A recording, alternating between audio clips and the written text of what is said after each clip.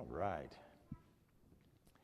Many years ago, I was working with the youth in the congregation that I was a member of. And one winter, the synod had a gathering for high school youth to come together and worship God and learn about God and get to know one another and even have a little fun. And as we gathered that evening at the retreat center in Kansas City, one of the adult leaders who had been a part of the planning team stood up and said, "Okay, now we are going to work on our covenant.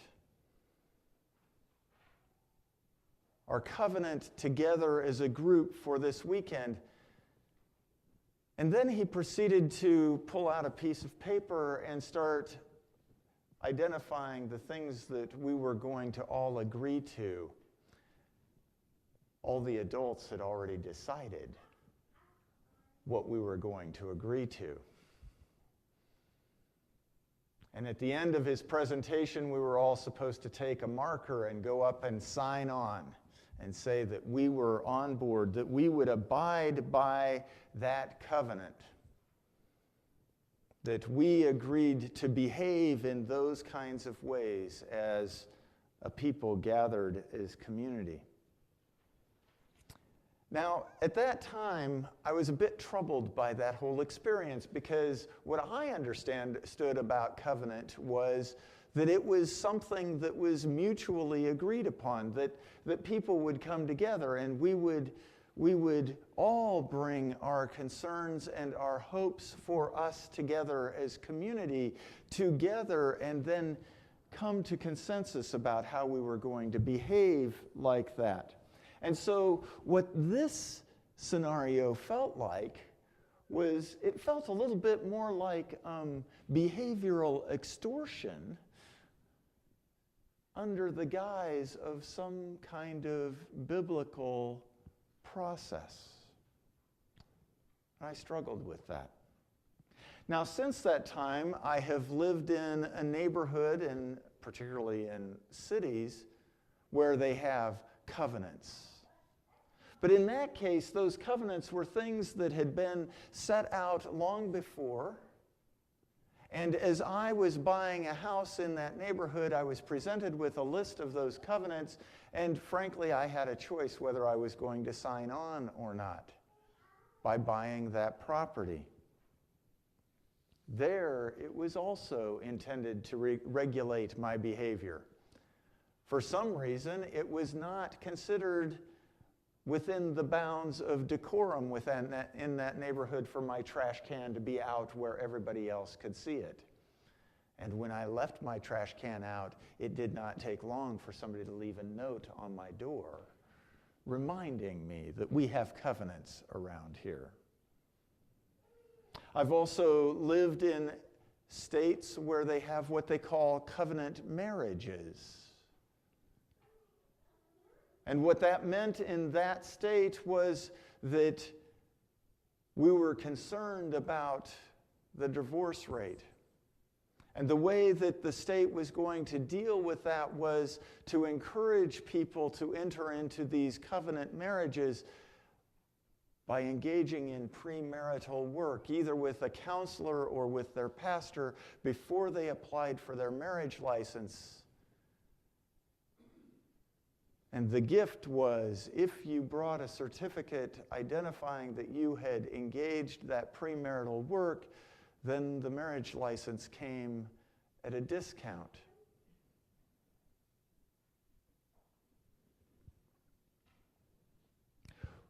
When I encounter in Scripture God making covenant with God's people, and I live with these notions of what culture calls covenant, whether it be covenant marriage or covenants around how we are to live together in our neighborhood, or covenant that tells me this is how you're going to behave. When I encounter God's covenants, I start to get quite confused Because the covenants that we encounter in the Scriptures are really quite different from the covenant that we experience in our own relationship with one another. Last week, we heard God's covenant with Noah. God made that covenant, and he said, as a sign of this promise, of this covenant, he hung a bow. By the way, it took me a long time to figure it out. The bow that he's hanging in the sky is a weapon, right? God hangs his weapon up as a sign to remind God that he has promised never to destroy creation again.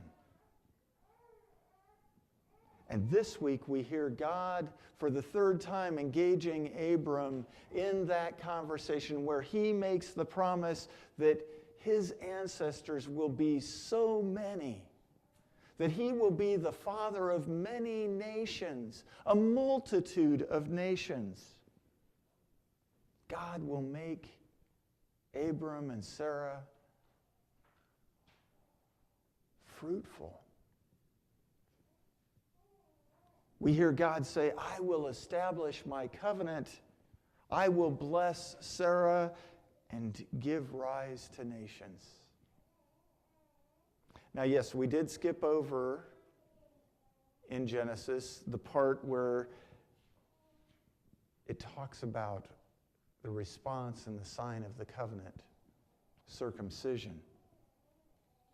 But again, that is not necessarily the covenant, the promise.